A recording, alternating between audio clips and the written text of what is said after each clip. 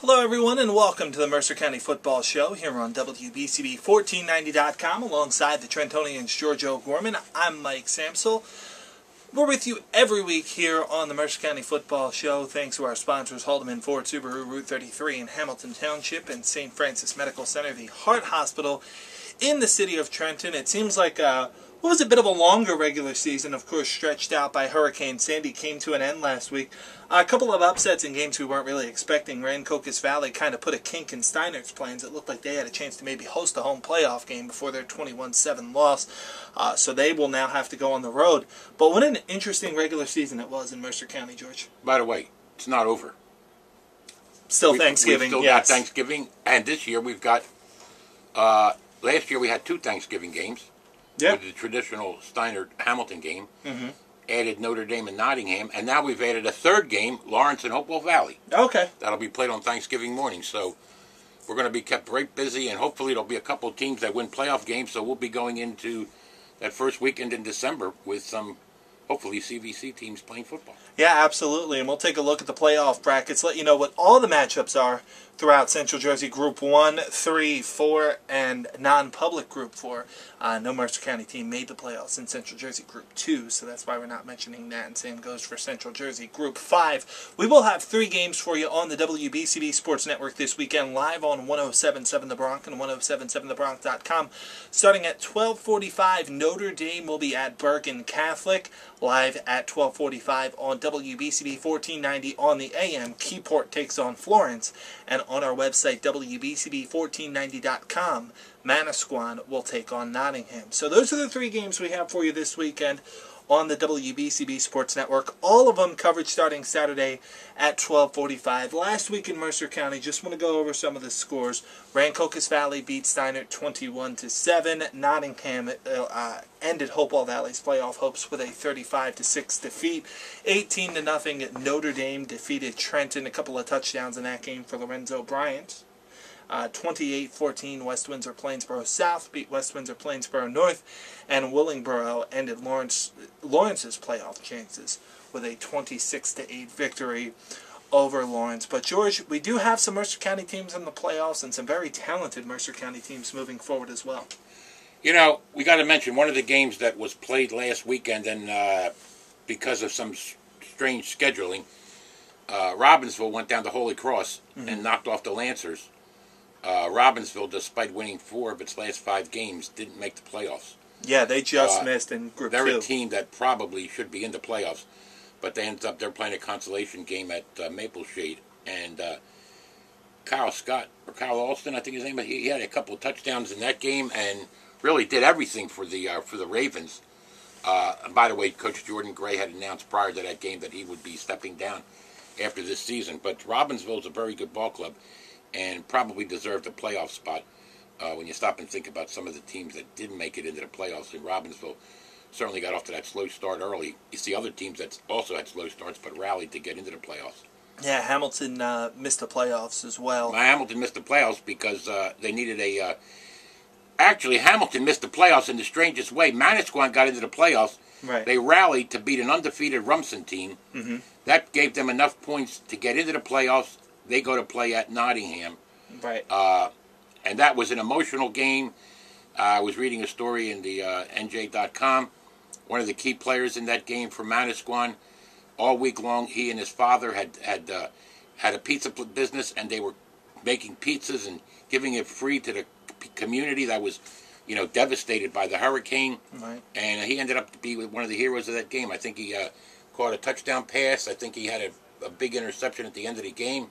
And they knocked off an undefeated Rumson team to get into the playoffs and end up playing at the number 2 seed Nottingham. Mm-hmm.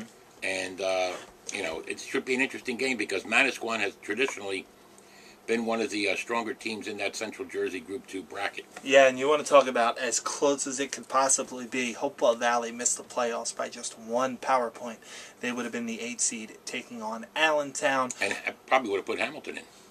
Had Rumson won. Yeah, had Rumson won. Had Rumson won, Allentown Hopewell Valley and Hamilton both Hamilton probably was idle, win. but Rumson picked up. Rumson losing at 7-0.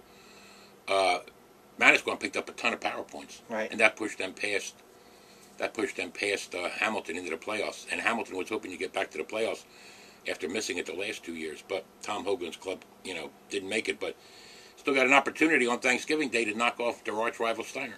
Yeah, absolutely. So we'll step aside, take a quick time out here on the Mercer County Football Show, presented by Haldeman Ford Subaru and also St. Francis Medical Center, the Heart Hospital in the city of Trenton. We'll come back on the other side, go over the playoff brackets, and get you set for all of the playoff matchups in Mercer County and throughout the state of New Jersey. It's the Mercer County Football Show here on WBCB1490.com. The Trentonian presents Philadelphia Eagles Football Frenzy. You could win the grand prize to see the Eagles play Dallas in Dallas on December 2nd. Get your copy of the Daily Trentonian to register. Enter between now and September 30th for your chance to win. Every Sunday, the Trentonian is giving out a $100 gift card, a 2-night hotel package for two with your choice of a regular season Eagles game, and on October 7th, the grand prize will be announced, a flyaway package to Dallas to see the Eagles take on the Cowboys December 2nd with 2-night hotel accommodations. For entry rules, check the Daily Trentonian and enter as often as you like in the Trentonian or online at Trentonian.com. It's the Philadelphia Football Frenzy from the Trentonian, the only local paper serving both Bucks and Mercer counties. I'm Jerry Jablonowski, President and Chief Executive Officer of St. Francis Medical Center. For over 137 years, St. Francis has remained committed to the people of Trenton, living out our mission to be a transforming, healing presence in the communities we serve by delivering top-quality health care to all in a personal and compassionate manner. We have continually expanded our services to meet the changing healthcare needs of our city. Despite the hospital changes taking place in Trenton, St. Francis will continue to be here, providing all the residents of Trenton with access to top-quality health care, both at our hospital and within your communities where you live and work. Our renowned services in cardiac care, cancer treatment, and stroke care, in addition to our newly designed comprehensive care of chronic diseases, will continue to provide Trenton with the best in healthcare services. Our emergency room is always open for your immediate needs in times of medical crisis. St. Francis Medical Center will be here so you'll be well. It is the Mercer County Football Show here on WBCB1490.com. That's George O'Gorman. I'm Mike Samsel. We'll be with you throughout the rest of the season as long as the Mercer County football teams are alive in the playoffs. And George, we head into the playoffs. First, we'll take a look at Central Jersey Group 1. Only team from the area that made it was the Florence Flashes, but they had an impressive victory. I got a chance to see the Flashes for the first time this past weekend, and it's almost, I want to say a little bit reminiscent of almost like a West Virginia type team where they just put up points fast. The offense is fast. They can score a lot, and when you can score, play good defense, and you have a good quarterback and a good backfield, it can take you a long way in the playoffs. This is a team that's coming off a state title loss last year, so they have the experience as well. Oh, they have the experience, and ever since they've moved up into Central Jersey, the Group 1 ranks, Florence has been a traditional power, usually getting to the finals. I think a couple of years ago, they may have been knocked off in the semifinals, but every year you expect Joe Frappoli, the winningest coach in South Jersey football, to get his Flashes really, on a roll heading into the playoffs. The win over Burlington City was expected. The margin maybe a little bit higher than you might have anticipated. Right. But the Flashes, now it's a different ballgame because they're going in against some of these shore conference teams, and Keyport has usually been a pretty good playoff team. Last year the Flashes lost to Asbury Park. Probably should have beaten them when they played over at College of New Jersey. But I think the Flashes have that revenge on their mind, and they'd like to get back into the championship game. It's not going to be easy because they've got some pretty good ball clubs they're going to have to go against, starting with Keyport on Saturday. Yeah, absolutely. So that should be fun to watch. Again, you'll be able to listen to that game live on the AM, WBCB 1490, Keyport and Florence. Coverage will start with the Trentonian pregame show at 12:45. We're going to skip Central Jersey Group 2 because none of the teams from the Mercer County area made the playoffs. We'll move on to Central Jersey Group 3. Matchup number 1 sees the number 1 seed Allentown Redbirds take on the number 8 seed Ocean Township. Now, this should be one of those interesting games because Allentown comes in, they had that loss to Notre Dame, so they're not undefeated anymore, but still well ahead in the power points and able to lock up the number 1 seed. Now they're facing a tough shore conference team. This is a big test for head coach Jay Graber and his Redbirds. It's a huge test, but then again, last week, in what I thought would have been a closer game, they played it on Saturday night over at Robbinsville's field because the Allentown field was still snow-covered. Right. They just manhandled Hightstown. And I don't think Hightstown is that bad of a ball club. Remember, Hightstown beat Hopewell Valley early in the year. Right. That loss obviously was one of the reasons Hopewell Valley didn't make the playoffs. Mm-hmm. But Allentown just did whatever they wanted to do. Nick Palladino had an outstanding game passing the ball. Norman Williams, I mean, he just runs through anybody's defense. Ocean Township is going to be a good test for them, but then again, so was Neptune last year. Right. And Allentown went overtime, hosting the Flyers in the first round, and lost in overtime to Neptune. And then Neptune went on the next week to knock off Northern Burlington, and then finally beat Steinert in the championship game at Rutgers. So Allentown has that experience. This will be the second straight year that they're going to open up at home, and if they can get by, this first round test against Ocean, they'll be home for the second round too. Maybe to play. I'm not sure about that because the Nottingham is the number 2 seed. So yeah, it's possible they would face in the second round. They would face the winner of Lakewood and maybe a chance for some revenge against Neptune. Well, that's obviously I don't know really what to make of Lakewood. They're a ball club that's been on the rebound. A few years ago, they weren't really, doing that well. But Warren Wolf has come over there after retiring and then coming back to coach, and he's pretty much had turned that program around. And now they're in the playoffs, and Neptune is always a team you got to watch. But our focus obviously in that bracket is on Allentown and Nottingham, the number 1 and 2 seeds. And wouldn't that be great if they get into the championship round again, and we have a replay of that memorable game a couple weeks ago when Nottingham suffered their only loss of the season, right. And Allentown the following week lost to Notre Dame.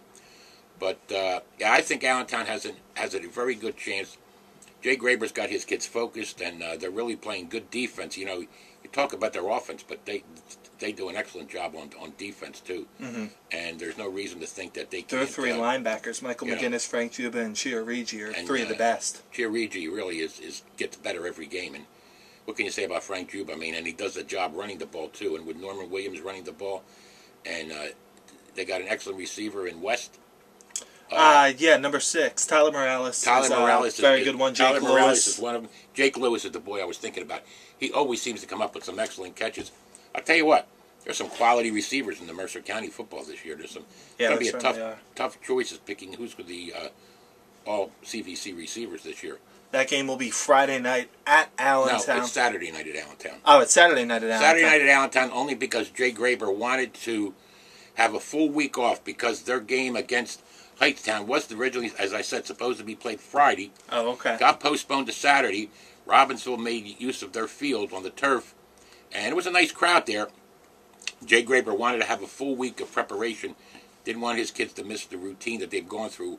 Rather than come back with 6 days rest, he wanted the full 7.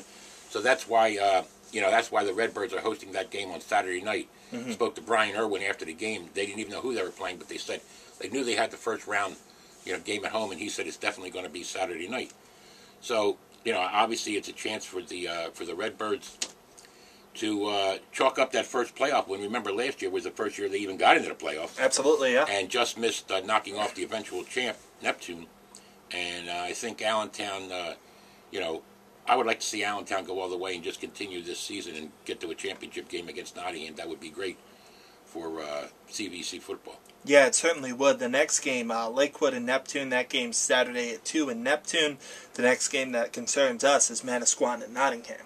As we said, Manasquan and Nottingham. Manasquan is a program with a great tradition under Vic Bubis, who the field is named after over there at Manasquan. Right. And they're just a team that year in and year out is always respectable. I think they lost 3 of their first 4 games, but came back to win 4 of their last 5, topped off by that 14-9 win on Saturday over Rumson in a very emotionally charged game for Manasquan to get him into the playoffs. And that whole town comes together, and I would expect to see a huge turnout on Saturday of Manasquan fans making the trip up from up 195 to play at Nottingham. And what can you say about John Adams' defense? I mean, they did another outstanding job. I thought they were going to have a little bit more trouble with Hopewell Valley, but they handled them rather easily, 35-8. Yeah. And McGovern Gabriel and Devin Thompson. I mean, that crew of linebackers with Malagrino. And look at the touchdown passes again. Luke Westerberg comes in, throws a touchdown pass or two. Steven Adams throws touchdown passes. Jamil Bailey, I think, caught 3, if I'm not mistaken. I mean, Nottingham has just been on a roll, and they've really had no letdown. I guess you could probably say their only letdown might have been a couple of weeks ago when they, I don't say they struggled, but they really weren't as sharp against Pemberton. Right. But this is a ball club that really, Westerberg threw 2 touchdown passes, threw for 129 yards. And Steven Adams, who really is going to be an outstanding quarterback already this year. Next year, I mean, it's going to be lights out for this kid. Jamil Bailey caught 6 passes for 97 yards and a pair of touchdowns. And Alexis Santiago. Very good. I mean, this kid is a really, really good runner. And, you know, they've been doing it really without what was their showpiece running back, Rawway Williams, not really putting up the numbers that probably we would have expected him to get. But remember, they've got some really outstanding running backs in their offensive package. Yeah, they sure do. They have Alex Santiago and also Josh Legionnaires. And on defense, don't forget Zach Mesday. Right. Mesday, from when we saw him the opening game of the season, he's been good. And I mean, he does a lot. He's also a tight end. Yeah. He's a tight end, and Zach Mesday is one of the young, I don't want to say he's an unsung hero, but he was one of the unexpected players who have materialized over the course of this season. We weren't sure what to expect from Zach Mesday. He left Bordentown to come to Nottingham, and wow, what an exciting change that was for his career, and also it's really solidified Frank Gatto's defense over there at Nottingham. And I would expect the North Stars to really be pumped up. They've hosted a few playoff games in the past. I remember one year when they did knock off Neptune when John Amabiel was coaching there. Of course, remember Nottingham a few years back got to the state finals over there at Rutgers Stadium and played Ocean Township, if I remember correctly, and really were, for whatever reason, things just didn't work out Nottingham's way. I know John Adams was very upset about that game. I mean, he didn't understand how Ocean would know so much about the plays that Nottingham was going to run when Nottingham hadn't run some of those plays since the second week of the season. Right. But at any rate, they lost. They tried to rally, but they couldn't cut into the deficit as much as they needed to do. But I think that this has been a Nottingham team that's been focused all year, and I think that they're really they can't look ahead. They got. I mean, they can't take Manasquan for granted because Manasquan's 4-4. Oh, absolutely. This is going to be a very, very tough test. One of the tougher tests that Nottingham has had in the playoffs. They've been to the playoffs before, but this is going to be a very good team in Manasquan. And should be an exciting game. And fortunately, the fans in Mercer County will get a chance to see that game because it's the only playoff game Saturday afternoon in Mercer. Right, yeah, and again, you'll be able to listen to that one as well, WBCB1490.com. George, it's no secret these struggles that Mercer County teams have had against short conference teams, but well, remember, with this Allentown and this Nottingham team, this isn't quite the, I don't want to say prototypical Mercer County football team, but these aren't small football teams. These are big, strong kids that can handle the size of the short conference. You're right, but you know sometimes that's misleading. That factor about the Shore Conference. There have been some teams from the Shore Conference that have lost to Mercer County teams. Oh, absolutely. You know, you got a Middletown North team that's lost to West Windsor South. You've got a Colts Neck team that lost to West Windsor South. You've got a couple of other ball clubs that have lost to Mercer County teams. I'm just trying to think of them off the top of my head. The big one that comes to mind, obviously, is Middletown South, who will be opening the playoffs on Friday night over at West Windsor South when they take on the 8-1 Pirates that Todd Smith has. And you know, I was just looking over some numbers. Middletown South, I think they've made something like 19 appearances in the 18 trips to the state finals, to Central Jersey, and 1 year in North Jersey to the finals. They've won 9 sectional titles. They've got a 39-14 all-time record in playoff games.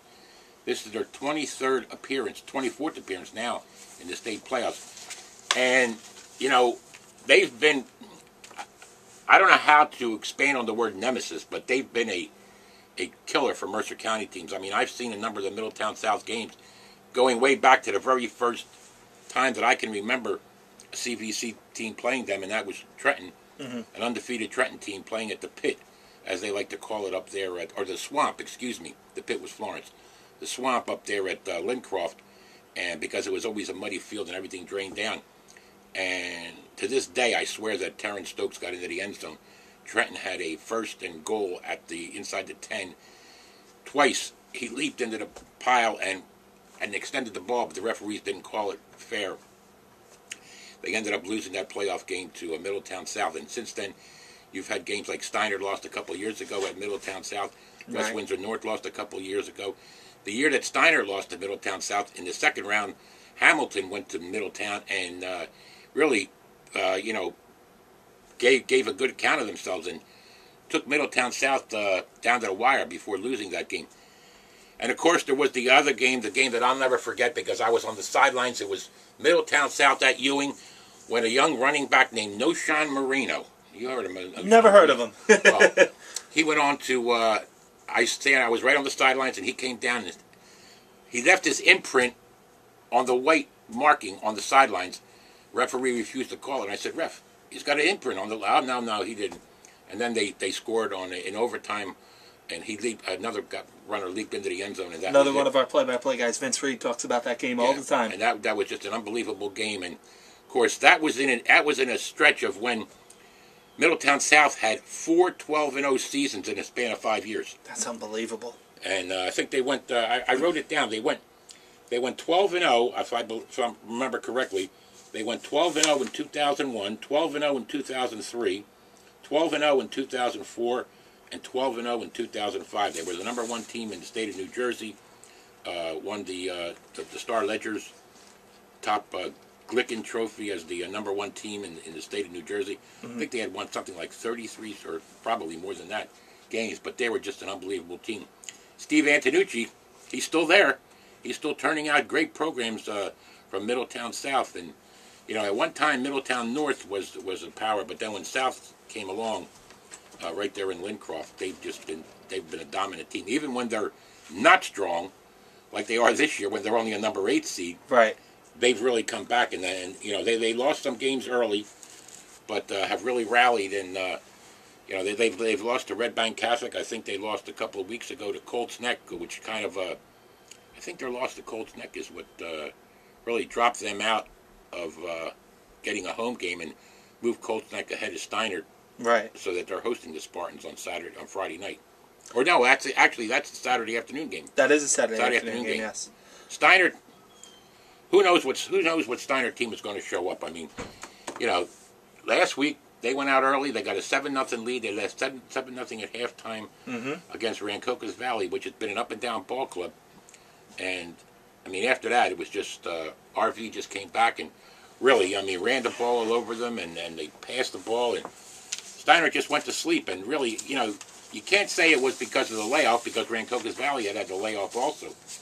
But the Spartans really, on their first series, they opened the game and they had 4 running plays of 15 or more yards. And really, I think they had 76 yards rushing in the first half, and I think they only got about maybe 50 in the whole second half. And they really just didn't do the job that Dan Caruso certainly had expected out of them. And, hey, what are you going to do? I mean, it's, now they got a chance to redeem themselves and beat a Colts Neck team, which is good. Yeah. And I'm not saying that they're unbeatable, but the Spartans could have easily gotten that home game, and it would have only been the second home game ever played at Steiner that I can recall. They did play one year against Brick and lost in the first round, but the Spartans... they still do have a chance to host. Say Middletown South beats West Windsor Plainsboro South, and Colts Neck, or Steiner is able to defeat Colts Neck. They would host that game as the 6-7 matchup. But that's... there's a chance of it. Well... Not a high chance, but a chance. No, it's not a high chance. I mean, like I said, it would have probably been a lot better chance had they been playing at home. Right. John Zim's got to... I mean, Vanel Deuces is an excellent receiver. He's just got to get him the ball a lot more, I think. And Eddie Ashley can do it all. I mean, whether it be punt returns, kick returns, running the ball, receiving the ball. Just a playmaker. He's just a talent. And Jeff Mattinelli has really developed into an outstanding running back for the Spartans. Hey, anything can happen. Football take funny bounces sometimes. And yeah, absolutely. The Spartans could do it. Hopefully there's enough of them that remember going on the road last year and knocking off Wall and then knocking off Woodbridge for the first 2 playoff wins in school history. and then losing that game up at Rutgers against Neptune where they led through the first half, and then Neptune just got hot after that. And, Adam Reese did all he could to try to rally the Spartans and bring them back in the last quarter, but just wasn't enough. But maybe the Steiner kids remember that. Enoch Casanti has done an excellent job defensively, and he can be a key. He can be a key for the Spartans if he can, really break up some of the Colts' neck, put pressure on their quarterback, and stop the run. Yeah, absolutely. Those are the two games in Central Jersey Group 4 that involve Mercer County. Sayreville will be in action. They're taking on the 8-seed Woodbridge, and Jackson Liberty will be taking on number 4. I should have practiced this before the show, but I'm going to say it's pronounced Colonia. Colonia, yeah. Okay. It's up in Edison Township, right along the Garden State Parkway. Colonia is the place where Ewing won its second state championship back in the 80s on a Joe Smith field goal. 3-0 in the mud. So those are the matchups in Central Jersey Group 4. Heading over to non-public Group 4, Notre Dame will be in action. You'll be able to listen to that game on 107.7 The Bronx and 107.7thebronx.com starting at 1:45. They will be taking on Bergen Catholic. No other way to put it. It's an uphill battle for the Irish in this one. They've been uphill battles for the Irish ever since they combined the the old parochial playoffs into one statewide playoff. The only statewide playoff in all of New Jersey is in the non-public ranks, and there's 4 divisions in non-public. Notre Dame just happens to fall into the largest category. If it's not Don Bosco, it's Seton Hall Prep. If they're not playing Seton Hall Prep, they're playing Bergen Catholic. A couple of years ago, the Irish lost. I remember the game was on a Sunday night. They lost to St. Augustine Prep. I think, or sometimes they play St. Peter's Prep. Yeah. And now you got Paramus Catholic has had an outstanding year. I think they're the number 1 seed. They're actually the number 1 seed. Yeah, they're taking on Paul VI. Ahead of Don Bosco. And Don Bosco, they're still, I think, in rankings, they're the number 1 ranked team in the state of New Jersey. They rallied late a couple of weeks ago to beat Bergen Catholic. I think it was 21-17, so we know Bergen Catholic is very good. I think Bergen Catholic has lost to Cocoa, Florida. They went down there early in the season and lost down in Florida. They lost to Don Bosco, and they may have also, I'm not sure if they lost to Paramus Catholic or not. I know they have one more loss on the record. I can't remember off the top of my head. I believe it was Paramus. I think they're 5-3, if I'm not mistaken. That is correct, yes. Catholic's record. And this is a program with great talent that's come through there. I'm not sure if that's where Phil Sims' boy went. Matt Sims? Chris Sims. Chris Sims, yes. He went to Don Bosco. And, of course, Brian Cushing, who, until an injury a couple of weeks ago, was really tearing it up for the Houston Texans defense, played at UCLA. And really was one of the outstanding linebackers in the NFL. He's a product of Bergen Catholic. And I think the kid at Rutgers, Darius Hamilton, the lineman who's a freshman, I think he may have played at... not sure if he played at Bergen. No, he may have been at Don Bosco. I get him confused. But yeah, I think the last time Notre Dame may have won a playoff game over a North Jersey team, I think they may have beaten St. Peter's over there at Monsignor Nolan Stadium. And that's been about it. I think a couple of years ago, Notre Dame lost at home to Bergen Catholic. I think when Chris Sims was the quarterback. After a while, my memory starts to go. But, I would say, of the CVC teams that are playing playoff games, Notre Dame probably has the toughest task of all. Yeah, absolutely. The other matchups in Central Jersey, in non-public Group 4, Don Bosco, the 2 seed, will take on the 7 seed St. Augustine Prep. Bergen Catholic 3 takes on Notre Dame 6. Seton Hall Prep is the 5. They take on St. Peter's Prep as the 4. And the 1 seed Paramus Catholic takes on Paul VI. So you could just see the elite football talent that is throughout that non-public Group 4. Those are the playoff matchups that involve the Mercer County football teams this year. George, if there's one team that has a chance to go on a run from Mercer County, who would it be? Obviously, you got to go with Allentown. Allentown, okay. I think the bracket, it would not surprise me. Put it this way: it would not surprise me if we do get an Allentown-Nottingham matchup. I was going to say, I think the Nottingham and it would not surprise me if West Windsor South can get back to the playoffs for the first time in about 4 years. get back to the championship game. Yeah. I think obviously just record-wise, you've got to go with those three as the top three teams from Mercer County. Right. You know, with the potential to advance into the playoffs. Obviously, it's something we'd love to see. Right. Absolutely. We'd love to see. You know, obviously because Mercer County teams have not dominated in the state. I can't think of. I'm trying to think of the last Mercer County team to win a playoff game. It's probably Notre Dame. Well, not to win a playoff game, but to win a sectional title. May have been Notre Dame. I think they did it in 81 and 89. Okay. 81, I think they defeated Holy Spirit, and I think 89 they defeated Bishop R. And then, of course, Ewing, under Bruce Martz back in the 80s, I think it was 81 and 85 when Ewing knocked off Somerville on a overtime field goal by Ty Faraday at home. And then the next time they were in the playoffs was 85, and as we mentioned, they defeated Colonia up there at Colonia on a Joe Smith field goal, 3-0. So those are the last Mercer County teams to have, you know, brought home a sectional football championship. Mm-hmm. You know, it's people keep ridiculing Mercer County football around the state. Well, you never win any playoff games, but remember, for a long time, football was not emphasized that much in Mercer County. Right. There were only a couple of good teams. You know, as somebody pointed out to me the other day, and I never really, I mean, I knew it, but I never went back and added up the titles. You know, go back and add up how many titles Mercer County teams have won in soccer. Right. You know, or even, and not so much in basketball, but even basketball they've done well. Oh, absolutely. But it's just football because it draws the biggest crowds, and it gets a lot more attention in the media. You know, and they say, oh, Mercer County football teams don't win. Well, you know, they win, but when they do win, it's kind of, you know, glossed over. Right. I remember a year when Middletown South came in to play Hamilton, and Hamilton was on its way to winning that game, and Middletown South quarterback ran an option and beat the Hornets at Bill McAvoy Field and continued their mystique that they have over Mercer County teams. And hopefully West Windsor South can end that Friday night. Yeah, that would be interesting. There are potential for two all-Mercer County matchups. One would obviously be the Central Jersey Group 3 final, which we talked about, Nottingham and Allentown. How fun would that be to see that game up at Rutgers?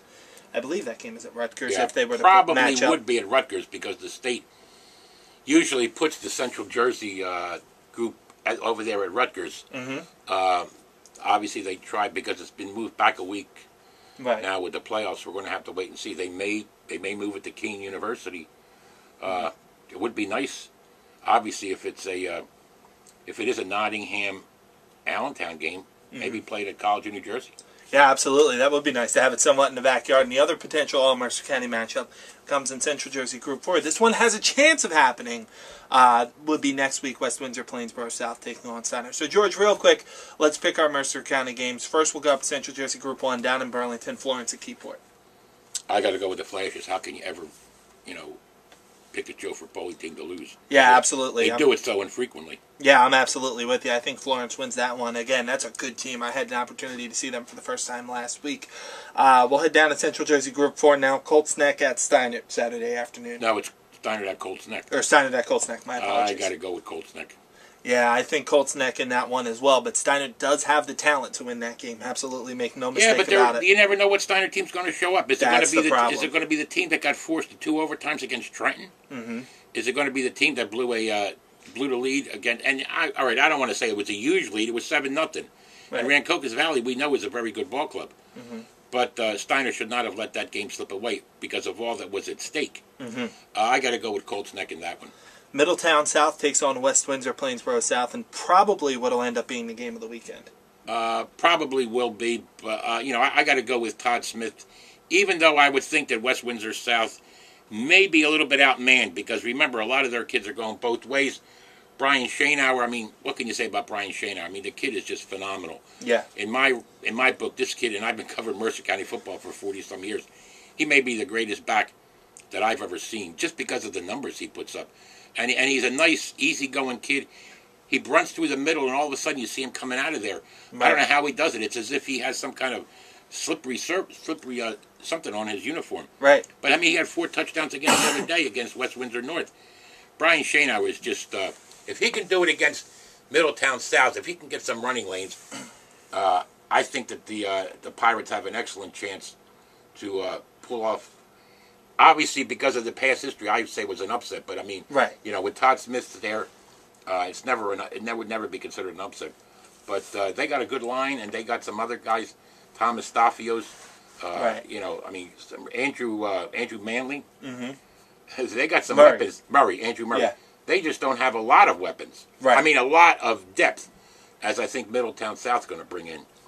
But, I mean, obviously, I would love to see. I'm going to go with West Windsor South in that one and think that Todd and the Pirates can pull it off and finally get a big win for Mercer County over Middletown South. Yeah, I'm going to go with West Windsor Plainsboro South in that game just based on this one simple thing. If Brian Schoenhauer's healthy, he's the best player on the field.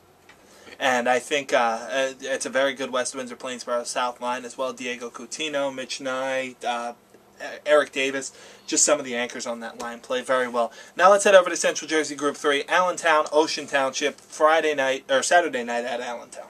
I got to go with the Redbirds. I mean, Jay Graber for 3 years now has done an outstanding job. I don't remember, except maybe for Todd Smith. I can't remember a coach who came in his first 3 years has had the success that Jay Graber has had. Todd Smith came in and, you know, and what was a very good West Windsor South program, and he really took it to another level in the success that he's had. I think the first year they went 11-0, or maybe they were 10-0 and got beat in the first round, in the second round of the playoffs by Nottingham.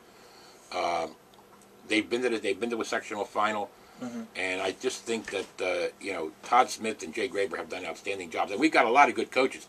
That's one of the things that really has I think has evolved and made Mercer County football better, has been the quality of the coaches that we have here in the county. And the fact is, you know, Jay Graber, I mean, he was probably the greatest passer Mercer County has ever had. Yeah. And he certainly implemented that passing offense into the, into the Allentown offense. And now they've got a good combination of running with Norman Williams and Frank Juba. And they can throw the ball. They can do it all, and they can play pretty good defense. I would think that Allentown is probably hopefully is going to knock off Ocean Township and move one step closer to a possible Nottingham-Allentown rematch, because I think that the North Stars have so many weapons that they can really throw at Manasquan. I think that they can do it. Yeah, absolutely. George and I are going to abstain from picking the Manasquan-Nottingham game because there's a chance we're going to be on the broadcast for that one. I am also going to abstain from picking the Notre Dame game because there's a chance I'm going to be on the broadcast of that as well. We haven't quite had our assignments figured out here yet. But George, I will let you pick Bergen Catholic and Notre Dame. Give me time. You know, as much as I like Chappie Moore and what the kids have done at Notre Dame, I got to think that there's no way they can handle Bergen Catholic. Yeah, I think that's going to be a very tough matchup in that game as well for Notre Dame. So that'll do it for the Mercer County Football Show here on WBCB1490.com. A big thanks to our sponsors this week, the St. Francis Medical Center and Haldeman Ford Subaru. For the Trentonians, George O'Gorman, I'm Mike Samsel. Thanks so much for tuning in. Have a great week, everyone. We'll see you next week on the Mercer County Football Show.